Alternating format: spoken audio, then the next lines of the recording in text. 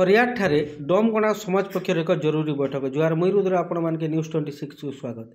आज नुआपड़ा जिला खरियाट ठारे डोमगणा समाज पक्षर एक जरूरी बैठक अनुष्ठित होइतिला। एथिरे जिला डोमगणा समाजर सभापति हरिकेश जाल अध्यक्षता करथिला बेले वरिष्ठ समाज संगठक फकीर मोहन जगत उद्बोधन देथिले।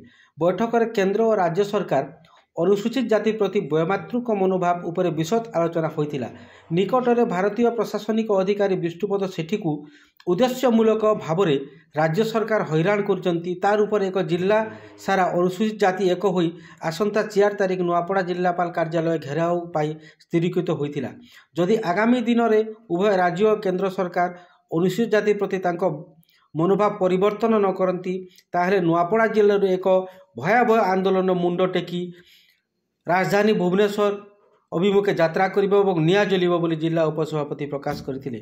उक्त बैठक में पूर्वतन नगरपाल निमायचरण तांडी, अर्जुन छत्रिया, वासुदेव सुनानी, घनश्याम भित्रिया, श्यामसुंदर कुलदीप, त्रिलोक्य कंपाल, किशोर बाग, कार्तिक बाग, माल्यवंत सुना, छवि सागर, मनोज सुनानी समेत शताधिक कर्मकर्ता उपस्थित थिले।